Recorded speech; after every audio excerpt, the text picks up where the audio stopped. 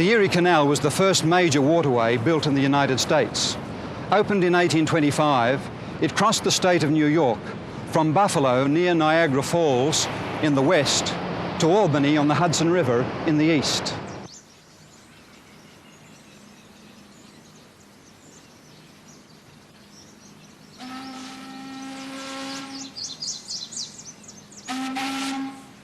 About half an hour's drive east of Rochester lies the small town of Port Gibson. Located on the canal, it was once the main shipping point for the area. It was also the home of an active Methodist layman, Hiram Edson, who in 1843 accepted the message of the soon coming of Christ taught by William Miller and his associates. With tens of thousands of others across the United States, the Millerites of Port Gibson waited with earnest expectation for October 22, 1844. For on this day they expected the Lord to come as the fulfillment of the 2,300-day prophecy of Daniel 8:14. But as the clear morning light of the following day shone upon the canal waters, these same believers were overcome with disappointment and despair. Just how they came to see beyond their own misunderstanding to the clear light of God's leading in three distinct ways is the substance of our story.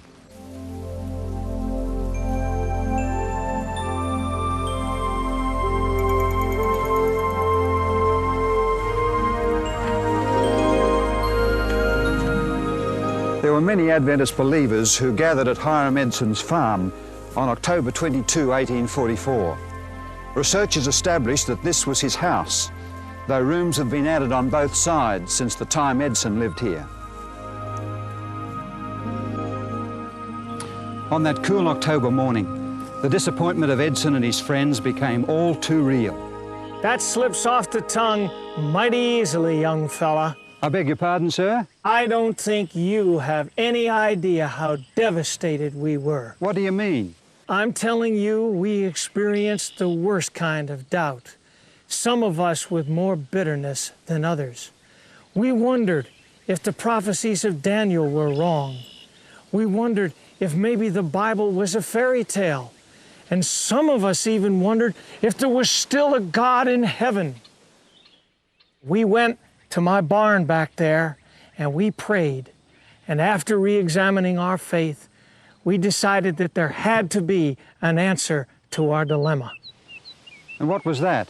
Well, after we'd eaten breakfast, I suggested to young Olin Crozier that we visit some of our neighbors in the area here and see if we could encourage them a bit. I'm not sure if it was because of our fear of our mocking neighbors, but anyway, we headed out across my cornfield. All that corn. We'd been so sure of Christ's second coming that I'd left the whole crop standing in the field. Have an ear of New York's finest. Thank you. You're welcome. You know, as we walked along that morning, and I reviewed in my mind the events of the previous 24 hours, suddenly I stopped and looked up into heaven, and it seemed as if the heavens opened, and across my mind flashed the arrangement of the sanctuary. You know, we Millerites had been preaching the text until 2,300 days, then shall the sanctuary be cleansed. And we thought that that sanctuary was this earth. Well, later we realized that the Bible teaches that there's a sanctuary in heaven too. And Christ had moved like the high priest in the Day of Atonement from the holy place to the most holy place on October 22, 1844. Our Lord had a work to perform in heaven before returning to this earth. That's where Brother Miller had made his mistake. The Lord was good. He had heard our morning prayer. Well, so long, young fella. So long.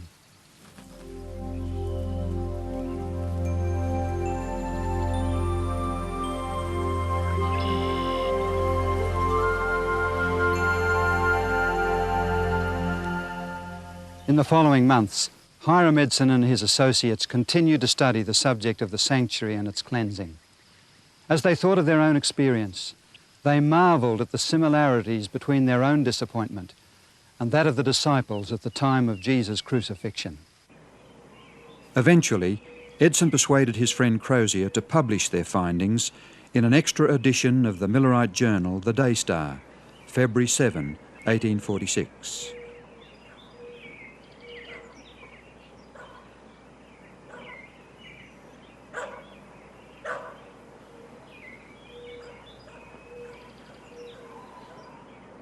But meanwhile, a second significant development was taking place here in Washington, New Hampshire.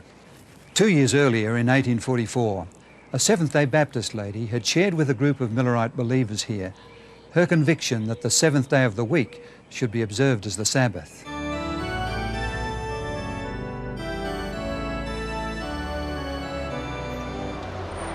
The Christian observance of the seventh-day Sabbath has persisted throughout the Christian era. At times it has been driven underground, but it has always reappeared to urge its message upon the world.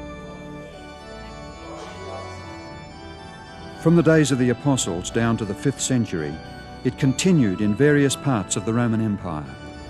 However, as the Christian Church slipped further and further into apostasy and adopted the idolatrous rites and practices of sun worship, the seventh-day Sabbath was soon discredited, its observance suppressed, and in its place, Sunday was exalted as the day of worship. During the Reformation of the 16th century, Luther took his stand on the Bible as the supreme authority for the Christian. To Charles V, he declared, I do not accept the authority of popes and councils, for they have contradicted each other. My conscience is captive to the word of God.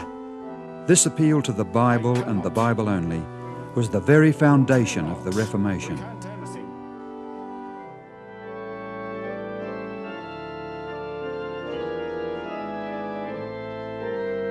As the Reformation continued, dialogues soon arose within the Church over the question of Sunday and the Sabbath. The Sabbath keepers asserted that there was no Bible support for the observance of Sunday. As a result, the observance of the seventh-day Sabbath spread throughout Europe, including England.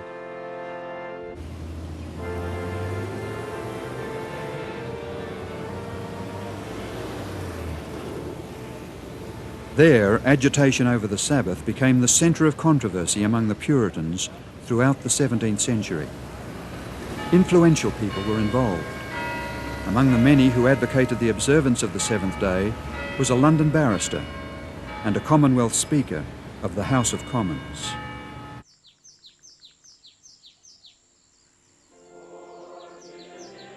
By the mid-1660s, there were many congregations in England keeping the seventh day. A member of one of them was Dr. Peter Chamberlain, physician to 3 Stuart kings, James I, Charles I, and Charles II of England. A contemporary of John Bunyan, Chamberlain was a keen Bible student. On his tombstone in the churchyard at Woodham Mortimer, these words have been written. As for his religion, he was a Christian, keeping the commandments of God and faith of Jesus, being baptized about the year 1648 and keeping the seventh day for the Sabbath above 32 years. Chamberlain was a member of the Seventh-day Baptist Church, a small group that had separated from the Baptist Church in the early 1600s because of their convictions concerning the Sabbath.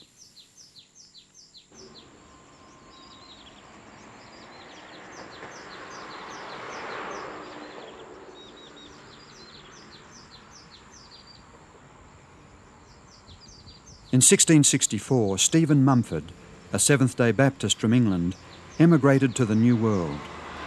In 1671, he organised the first Seventh-day Baptist Church in America at Newport, Rhode Island. During the next 170 years, their influence spread throughout America until in 1843, Seventh-day Baptists numbered about 5,500. In that year, their General Conference voted on a most significant resolution. That the first day of November next be observed by our churches as a day of fasting and prayer, that Almighty God will arise and plead for His holy Sabbath. Little did they anticipate the manner or the magnitude of the answer to their prayer. Within months of their day of prayer, a Seventh-day Baptist widow, Mrs. Rachel Oakes, decided to move to the little village of Washington, New Hampshire. Her 18-year-old daughter, Delight, had accepted a position there as a schoolteacher.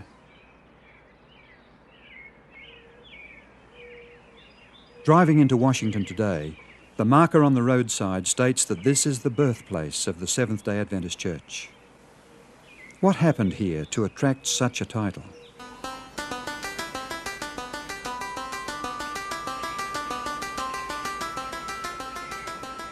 This sturdy wooden church is today located far from the town centre, but once it was set in the middle of a thriving farm community.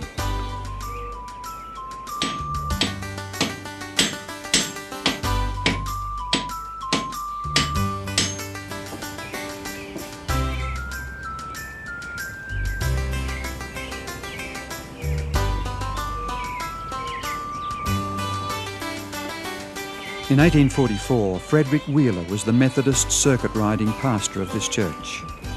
2 years earlier, after reading William Miller's books, Wheeler began to teach the soon coming of Jesus.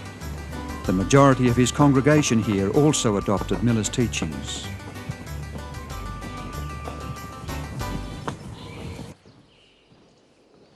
One Sunday morning, Wheeler was at this desk in the Washington, New Hampshire church, conducting the communion service. During the sermon, he encouraged the people to be faithful in keeping all 10 of God's commandments. Mrs. Oakes, the Seventh-day Baptist, who was attending here for fellowship, could hardly contain herself. When the pastor visited her soon after, she seized her opportunity. Hello, I'm Rachel. glad to see you. Good to see you. I've been looking forward to this. I want to talk to you about something important. What is the subject today? Come in. Thank you, Mrs. Oakes. It's a lovely fire.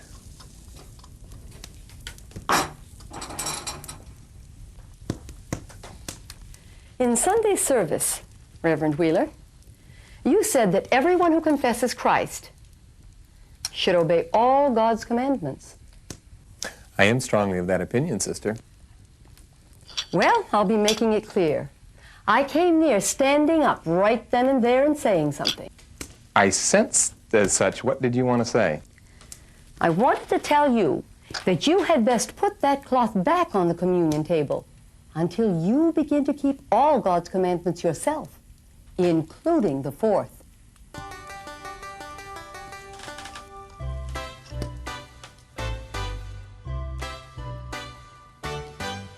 And so Frederick Wheeler was introduced to the Sabbath truth.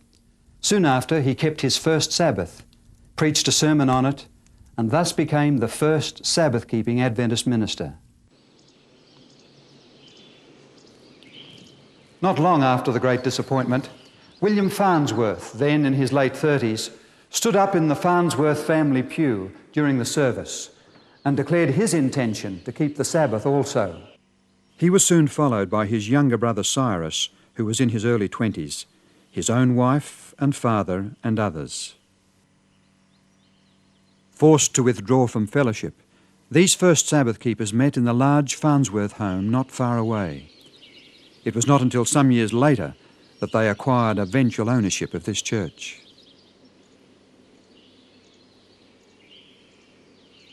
Adjacent to the church is the graveyard where many of these early Seventh-day Sabbath keepers lie buried.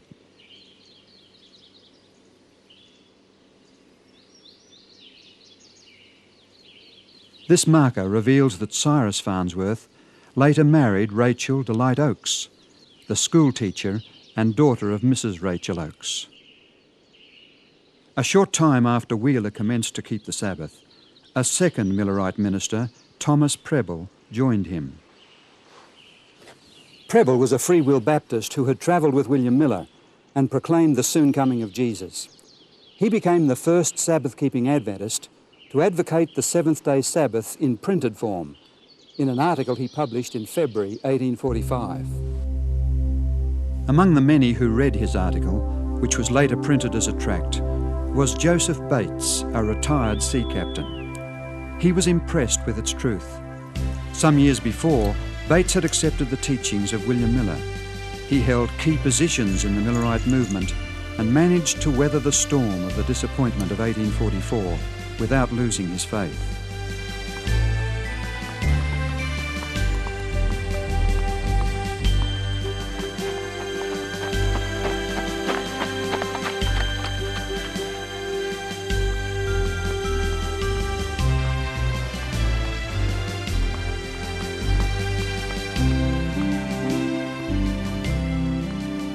Hearing of the company of Sabbath keepers in Washington, he journeyed there, but on the way met with Frederick Wheeler on his Hillsborough farm. The Sabbath, just having difficulty. They studied the Bible together throughout the night. What I do study, I feel confident is... Next morning, they both went to Washington to Cyrus Farnsworth's home. What do you think about it?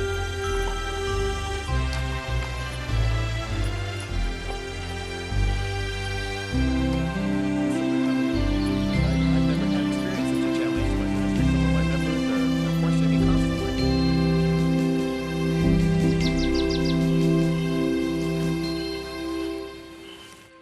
Here at the Farnsworth home in 1845, after further study with Wheeler and Farnsworth, Bates made his decision about the Sabbath.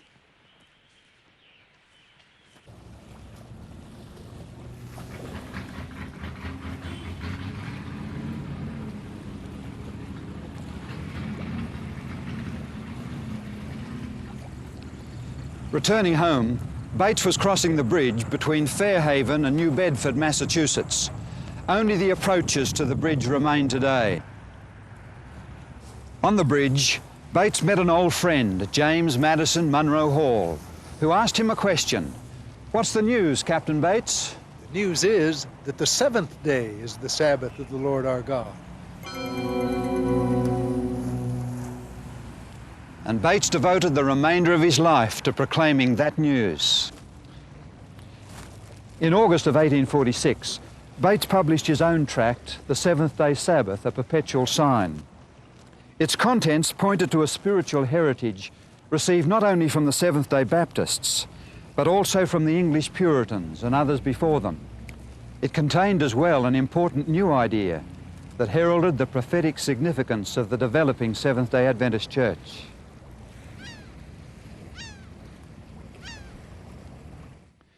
After Bates had begun to keep the Sabbath, he noticed something that the Millerites had overlooked.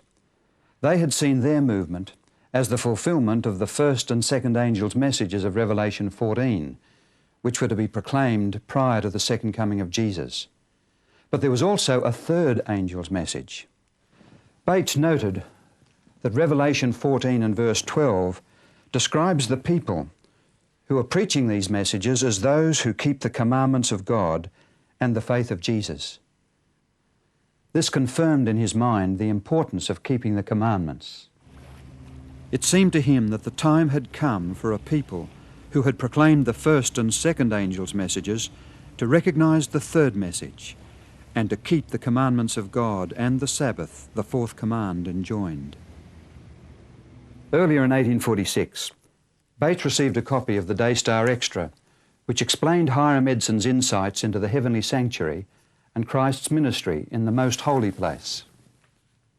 He began to correspond with Edson and accepted his invitation to a conference to be held in Port Gibson later that year.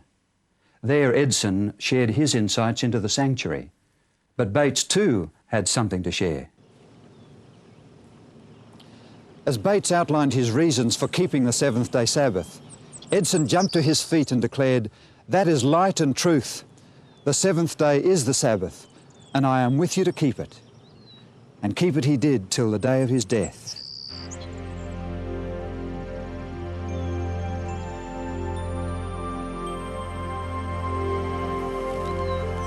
But in his conversation with the Port Gibson leaders, Bates also began to see a connection between the Sabbath and Christ's ministry in the most holy place of the heavenly sanctuary.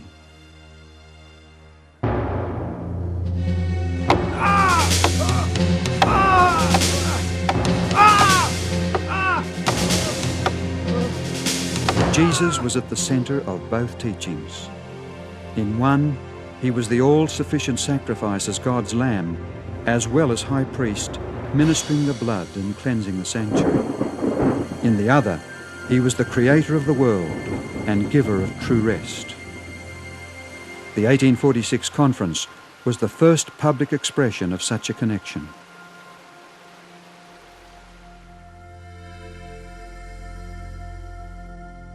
At this conference, Bates listened with great interest to Edson's ideas about the heavenly sanctuary.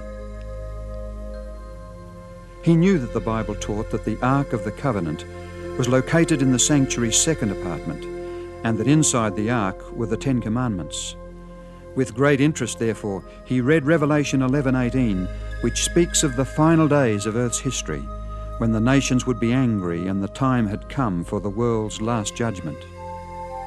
But then in the next verse he read that at the same time the temple of God, or the heavenly sanctuary, was to be opened, and there was seen in his temple the ark of his testament. Bates reasoned that if Jesus' ministry in the most holy place was now the focus of attention, then the ark, its law, and the seventh-day Sabbath that law commanded also assumed new importance. The fulfillment of the 2,300-year prophecy in 1844 had therefore drawn attention to the heavenly sanctuary in a way never seen before. As a result, two special emphases concerning Jesus emerged. First, he was now engaged in his final work as our high priest in the most holy ministry of that sanctuary. Second, he was Lord of the Sabbath day and had both commanded the seventh day to be kept holy and observed it himself as our divine example. But there was to be a third distinguishing sign associated with God's great final proclamation of the gospel. It too was to come from Jesus, for in Revelation 12:17 it is identified as the testimony of Jesus. Just what does this mean?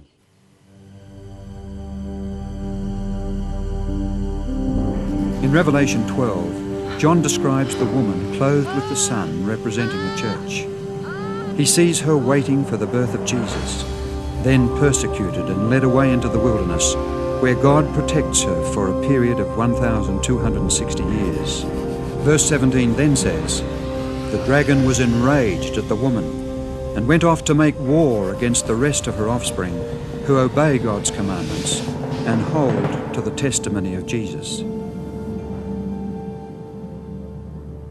A comparison between Revelation 19:10 and 22:8 reveals that the testimony of Jesus, declared to be the spirit of prophecy, operates through the prophets, those individuals he has chosen to speak his testimony to his people.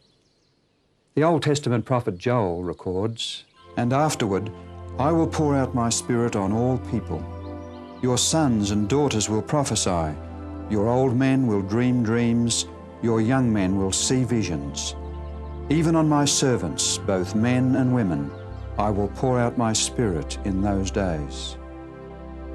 The context of these verses points to their ultimate fulfillment in the days before the coming of the great and dreadful day of the Lord. The 19th century revealed several impressive fulfillments of this prediction.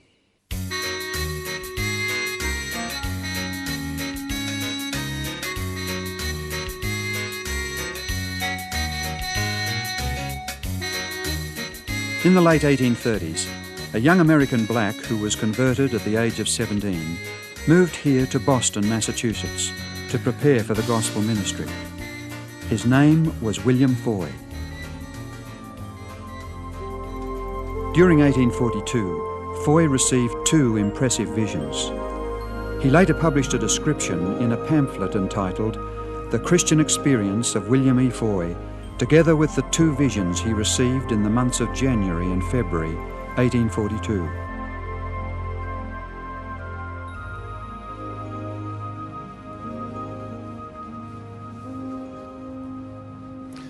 On Tuesday evening, January 18, 1842, 23-year-old Foy was meeting with a group of Christians for prayer and Bible study here in Beacon Hill, Boston. During the meeting, he experienced the first of 4 visions. It lasted for 2.5 hours. during which a Dr. Cummings examined him and could find, and I quote, "no appearance of life except around the heart." In his vision, Foy witnessed the rewards given to the righteous at the second coming and was shown the matchless beauty of heaven.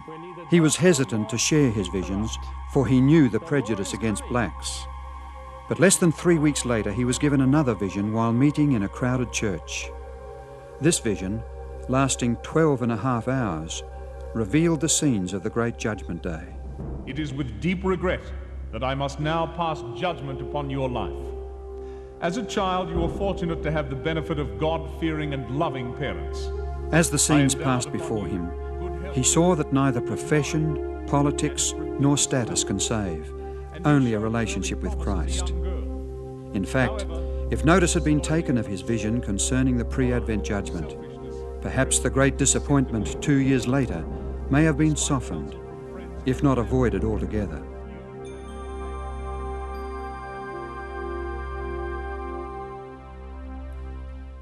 Foy was told to relate to others what he had seen, and during the months that followed, he preached extensively, creating a sensation wherever he went. Vast crowds heard him tell of what he had seen of the heavenly world and the need to prepare for it. It appears that 2 more visions were given to him, including one revealing 3 steps to the heavenly city, which he did not understand. For nation shall rise against nation, and kingdom against kingdom. And there shall be famines, pestilences. No more visions were given to William Foy after the disappointment. However, he maintained his hope in the second coming of Christ. He continued as an esteemed and beloved preacher in small rural communities, finally settling in East Sullivan, Maine. And this gospel of the kingdom shall be preached into all the world, for a witness unto all nations. There he died in November 1893 and was buried here in the Birch Tree Cemetery.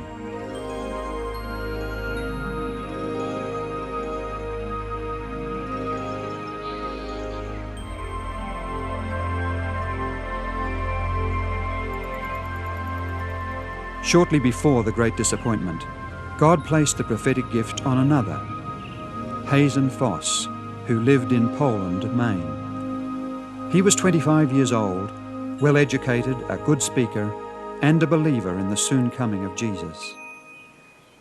In his first vision, he was shown the journey of the Advent people to the city of God. It corroborated with Foy's visions and included a view of 3 steps by which God's people approach the holy city. After the disappointment, he was told to relate what he had seen. Fearing opposition, Foss refused. In a second vision, he was again urged to share what he had seen, but still he refused. A third vision followed, in which he was told that he was released and that the burden would be laid upon one of the weakest of the weak, who would do the Lord's bidding.